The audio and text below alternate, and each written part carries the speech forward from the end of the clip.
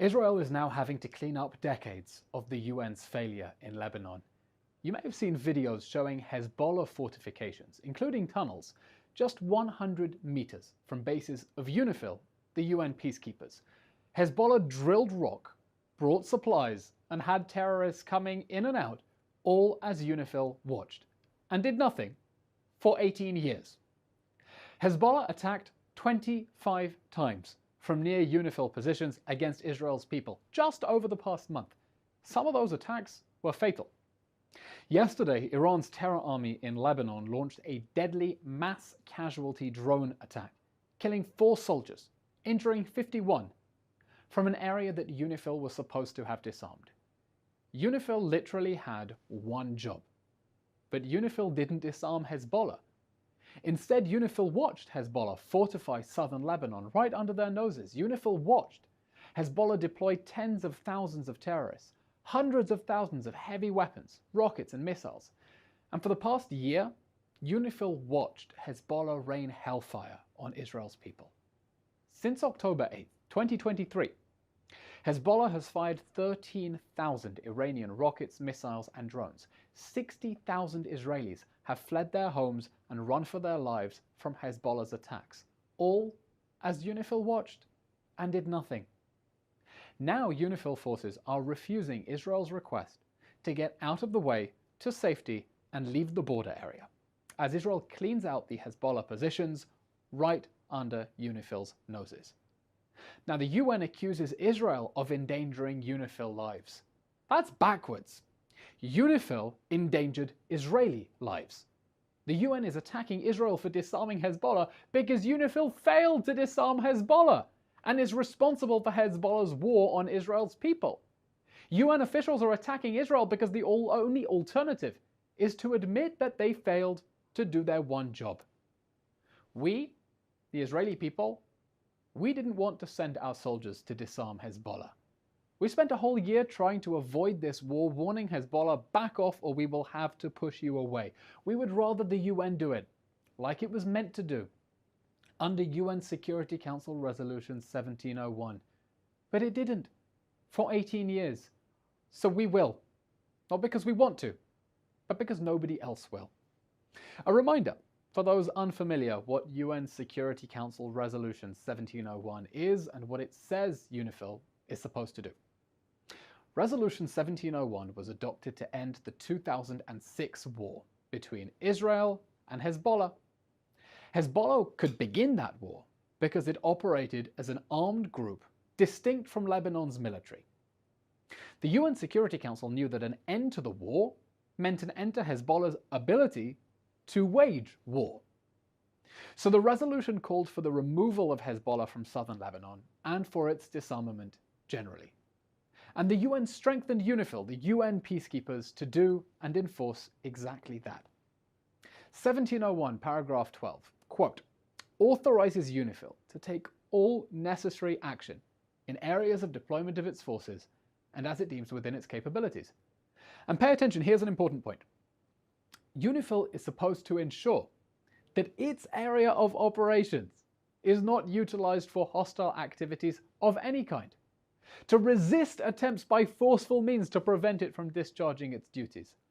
That's a lot of legalese, so to be clear, UNIFIL's job under Security Council Resolution 1701 is to deny Hezbollah's ability to use southern Lebanon to attack Israel's people. Instead, UNIFIL allowed Hezbollah to use southern Lebanon as its base for attacks. Did UNIFIL ever sound the alarm that Hezbollah was growing stronger and more dangerous? Please, show me where.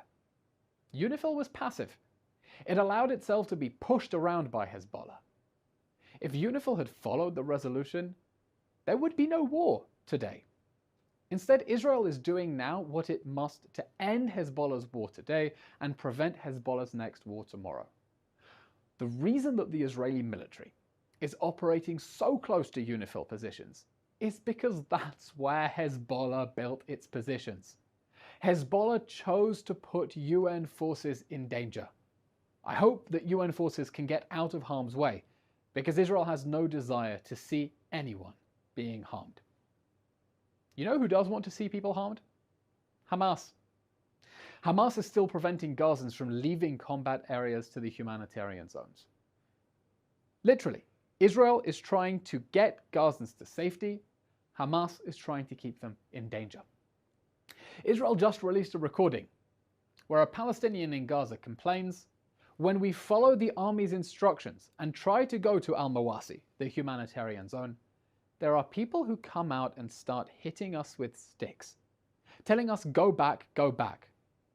When asked to clarify who's hitting them, the Gazan replies, "Hamas, Hamas." Recall that early in the war, Hamas terrorists shot at groups of Gazans to prevent them from leaving the fighting. In one instance, they even blew up a vehicle to stop people escaping. Israel is doing whatever it can to minimize harm to Gazan civilians, despite the attacks emanating from all around them. Hamas is doing everything it can to keep Gazan civilians in harm's way. Israel's goal is to remove Hamas, and that goal is unchanged because Hamas's strategy is unchanged: to try to murder Israeli children while hiding behind Gaza's children. Israel remains committed to removing the Hamas terror regime from power and rescuing the hostages from its clutches so that it can never again bring such ruin on us and on our neighbors in Gaza. We'll take questions now from our audience watching live on social media. Thank you, Eylon. I'm going to combine two questions from our live stream. The first one, has UNIFIL or the UN made a statement after the tunnel was discovered and its failure is now obvious to all? And the second question is, do you believe that UN forces in Lebanon have befriended Hezbollah? Indeed, the UN has made a statement, but not acknowledging that it allowed Hezbollah to build military facilities right under its noses, instead attacking Israel for trying to dismantle that infrastructure. Israel is now doing what the UN was meant to do for the last 18 years, what the UN was meant to do over the last year that Hezbollah shot rockets at Israel from areas that UNIFIL was meant to have disarmed. Unfortunately, it's much easier for world leaders to talk about international institutions and peacekeepers and multilateralism than to deal with the reality. The UN failed. The US failed. The UK failed. China, Russia, France, they all failed. That failure allowed Iran to build a fearsome terrorist army stronger than most NATO militaries in southern Lebanon, on Israel's border, that has been waging war for the last year. The UN failed. We are suffering the consequences, and we, Israel, are now having to pick up the pieces. But as always, it's much easier for international officials to blame Israel, to scapegoat it for their failure to do their own jobs, and that way they deflect responsibility. They're still talking about a diplomatic resolution, by the way. We want a diplomatic resolution. That diplomatic resolution is meant to be Lebanon and the UN disbanding Hezbollah, because we don't want to do it ourselves. But the last diplomatic resolution failed, and so Israel is trying to enforce it by itself now. And the question you need to ask anyone who is calling for a diplomatic resolution is how you think it will be different from the last resolution that allowed Hezbollah to turn into the monstrous terrorist army that it is now, and why you think the international community will enforce the next one when it's spent 18 years doing nothing and is now scrambling to cover its tracks. Yes, our next question is about the drone attack that you mentioned happened yesterday. What is the effect of... Eylon, you mentioned the drone attack from yesterday. Is the threat of drones something new? How is Israel dealing with this? And what is it like to be living under the threat, the potential threat, anywhere in the country of a drone attack from multiple directions? The threat of, pardon me,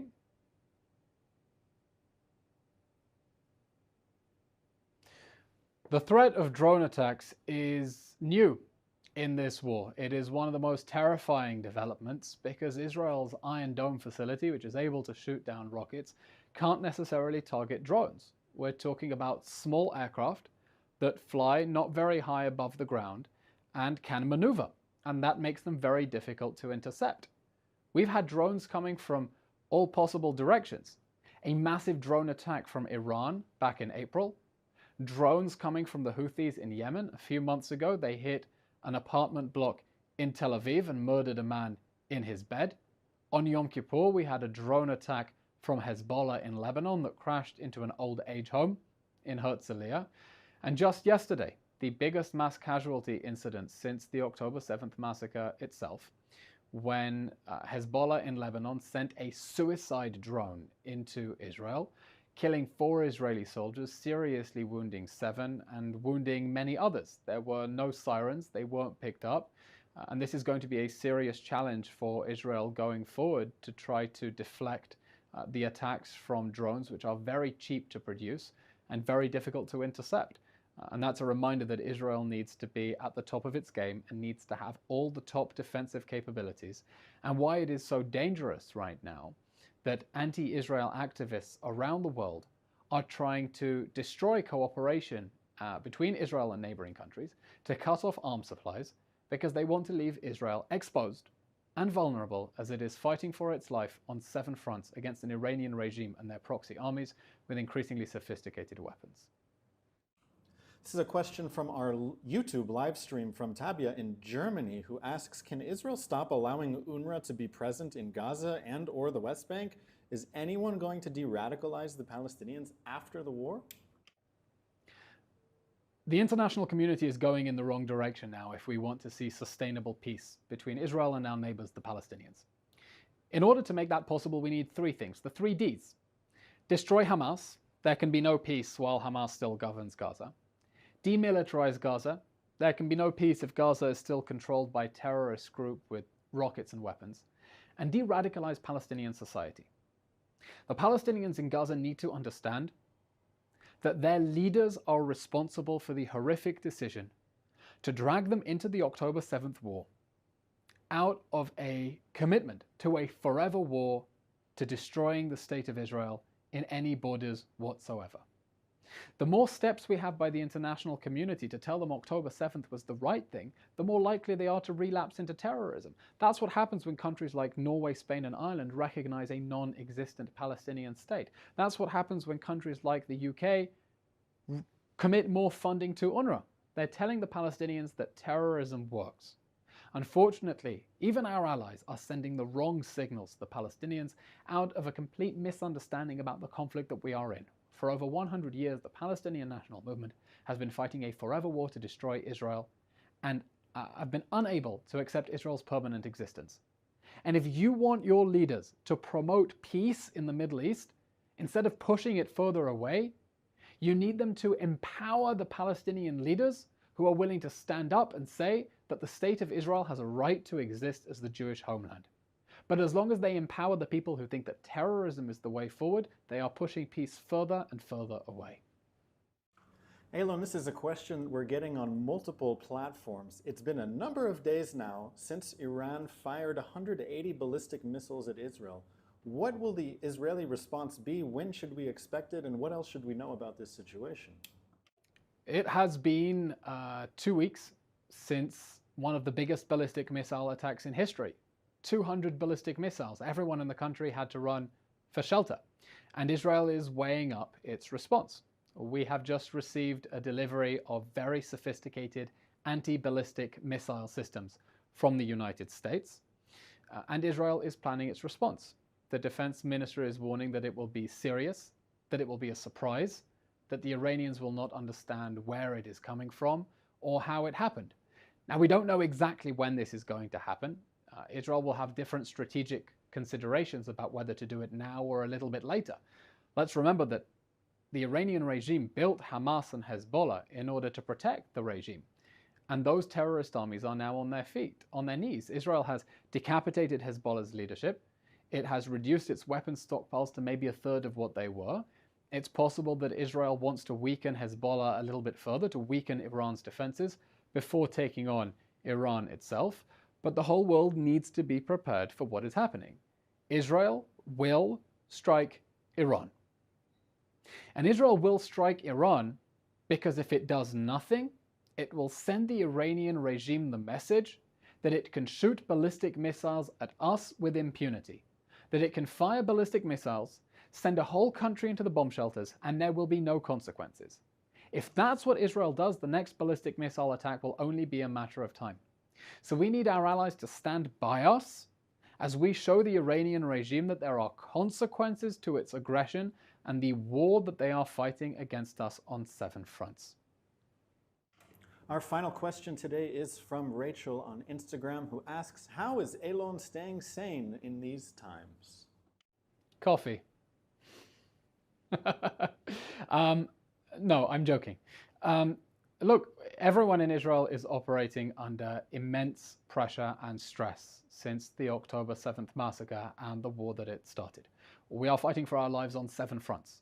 On any given day, we have rockets and drones from 4 or 5 different directions. It's scary, it's deeply disconcerting, and it's important that people find time to check out a little bit, relax, switch off their phones, take a digital detox, disconnect from the news, enjoy time with their friends and their families, and remember what really matters. Go out, take a deep breath, go for a walk, enjoy the sunshine, enjoy the beach.